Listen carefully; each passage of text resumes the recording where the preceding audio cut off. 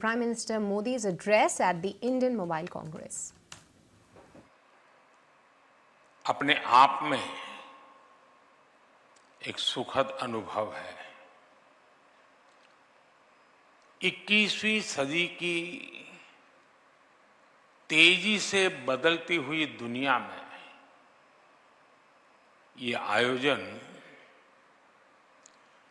करोड़ों लोगों का भाग्य बदलने की क्षमता रखता है। एक समय था जब हम फ्यूचर की बात करते थे तो उसका अर्थ अगला दशक या 20-30 साल बाद का समय या फिर अगली शताब्दी होता था। लेकिन आज हर दिन टेक्नोलॉजी में तेजी से होते परिवर्तन के कारण हम कहते हैं the future is here and now.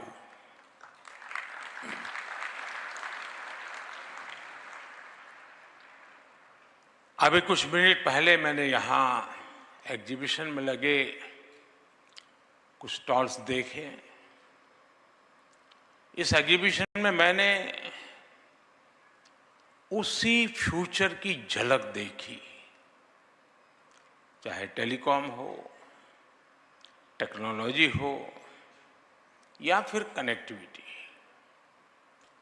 चाहे 6G हो, AI हो, साइबर सिक्योरिटी हो, सेमीकंडक्टर्स हो, ड्रोन या स्पेस सेक्टर हो, डीप सी हो, ग्रीन टेक हो या फिर दूसरे सेक्टर्स। आने वाला समय बिल्कुल ही अलग होने जा रहा है और ये हम सभी के लिए खुशी की बात है कि हमारी युवा पीढ़ी देश के भविष्य का नेतृत्व कर रही है, हमारी टेक रिवॉल्यूशन को लीड कर रही है। फ्रेंड्स, आपको याद होगा पिछले वर्ष हम यहां 5G रोल आउट के लिए इकट्ठा हुए थे। उस ऐतिहासिक कार्यक्रम के बाद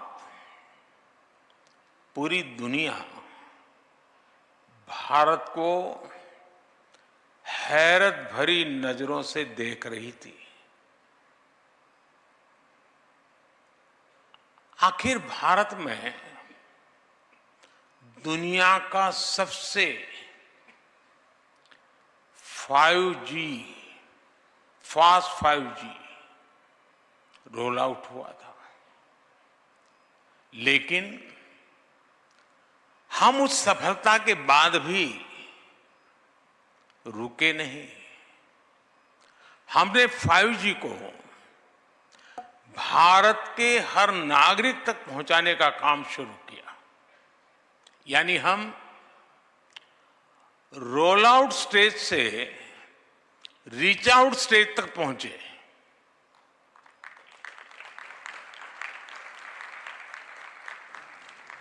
साथियों, 5G लॉन्च के 1 साल के भीतर ही भारत में करीब 4 लाख 5G बेस स्टेशंस बन गए हैं। इनसे देश के 97% शहरों और 80% से ज्यादा पॉपुलेशन को कवर किया जा रहा है।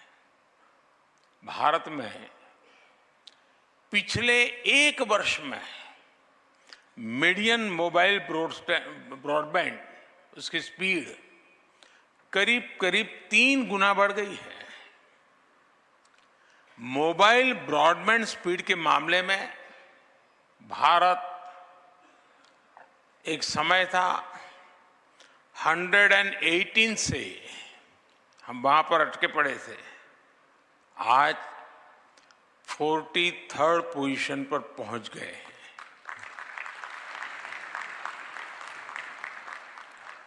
हम ना सिर्फ भारत में तेजी से 5G का विस्तार कर रहे हैं, बल्कि 6G के क्षेत्र में भी लीडर बनने की दिशा में बढ़ रहे हैं। हमारे यहां 2G के समय क्या हुआ था, शायद नई पीढ़ी को पता नहीं होगा, लेकिन मैं इसका वर्णन नहीं करूंगा, वरना शायद मीडिया वाले उसी बात को पकड़ेंगे और किसी चीज को बताएंगे नहीं।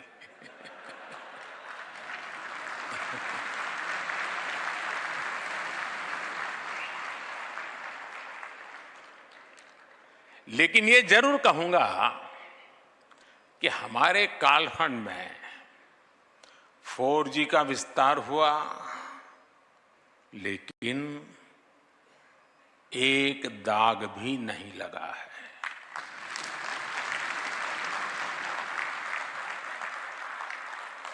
मुझे विश्वास है कब 6G में भारत दुनिया को लीड करेगा।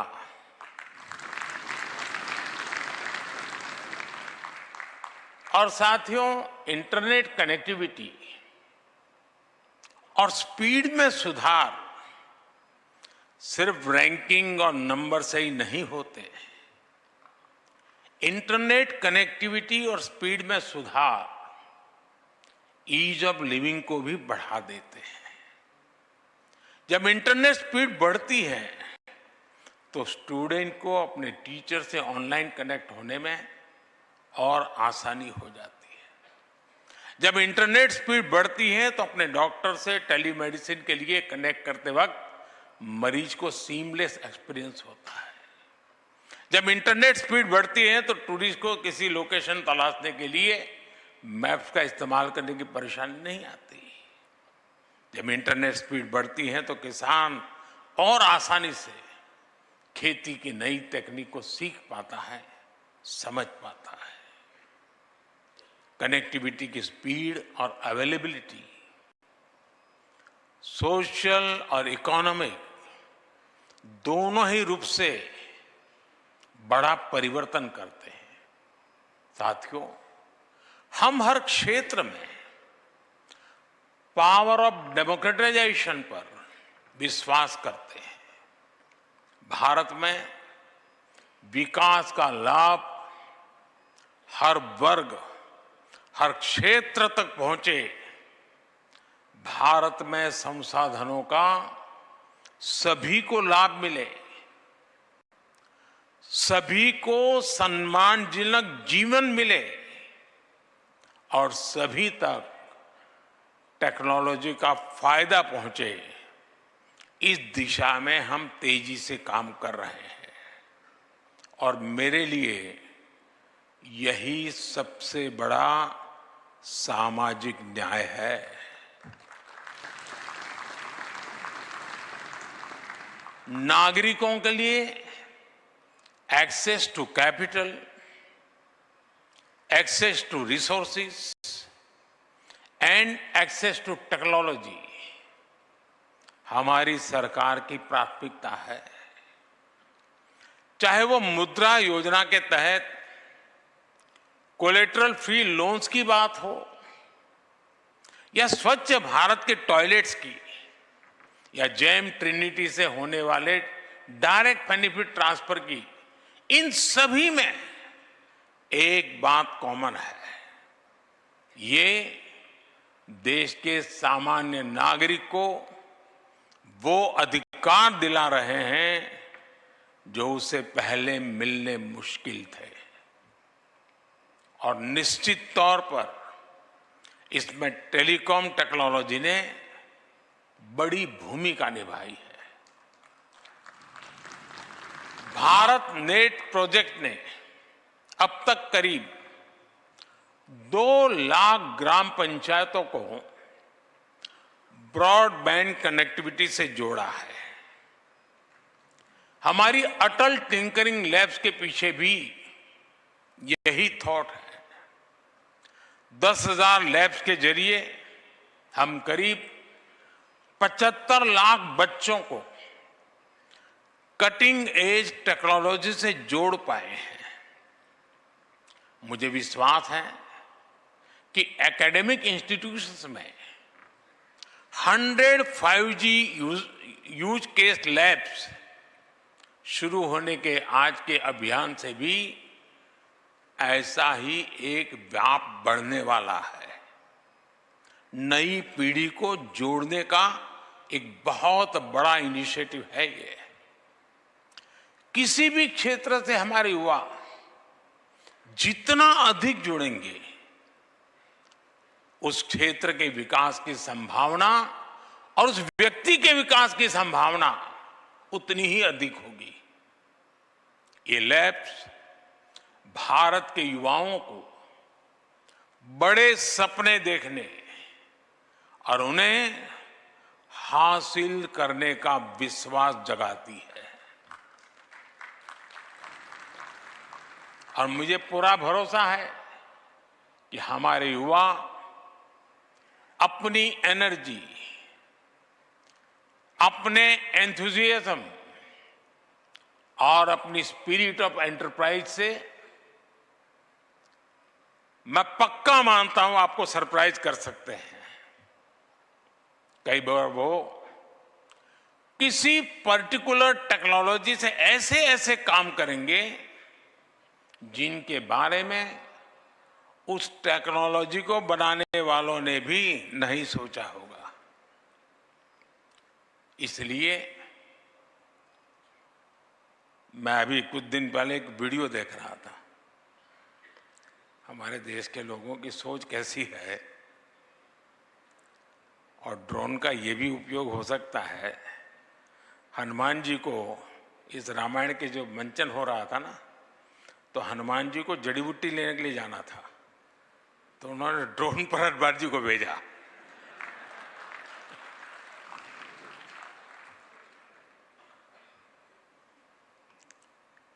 इसलिए ये अभियान हमारे नौजवानों में इनोवेशन कल्चर को बढ़ावा देने की दिशा में एक स्वागत योग्य कदम है।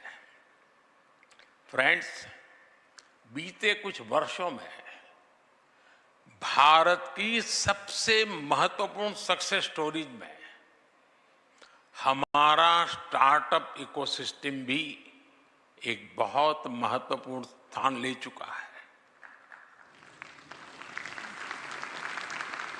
क्यों यहां स्टार्टअप वाले क्या कर रहे हैं? बहुत कम समय में हमने यूनिकॉर्न्स की सेंचुरी लगाई है और हम दुनिया के टॉप 3 स्टार्टअप इकोसिस्टम में से एक बने हैं।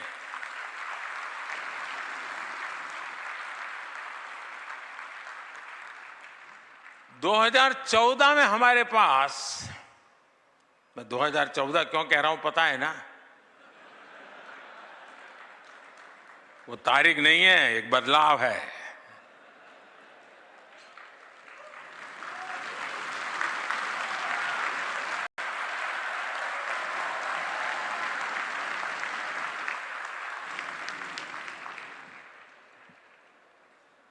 दो 2014 के पहले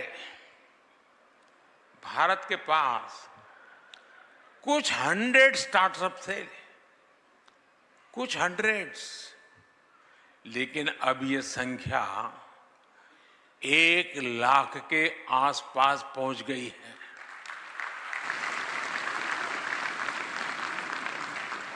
ये भी बेहद अच्छा है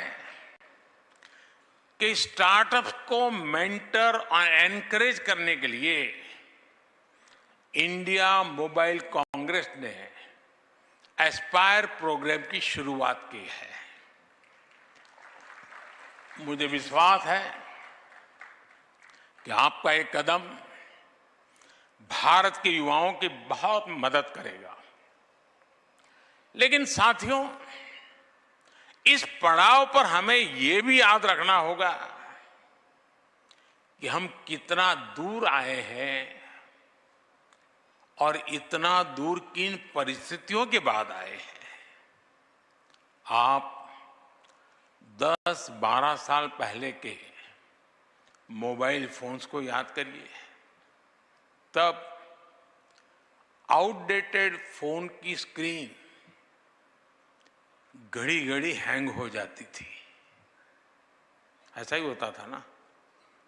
जरा बताइए ना। चाहे आप स्क्रीन को कितना भी स्वाइप कर लें, चाहे जितने भी बटन दबा लें, असर कुछ होता ही नहीं था। बराबर है ना? और ऐसी ही स्थिति उस समय सरकार की भी थी।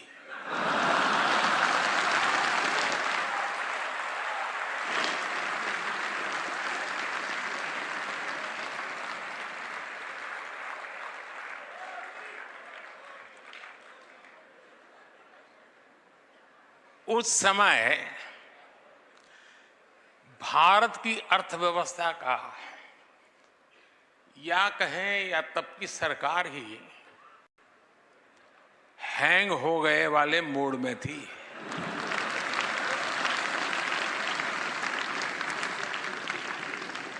और हालत तो इतना बिगड़ चुका था, रीस्टार्ट करने से कोई फायदा नहीं था।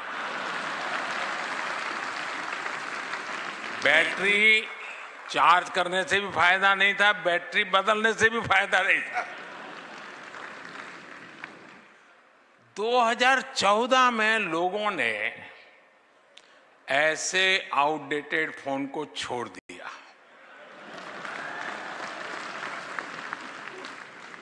और अब हमें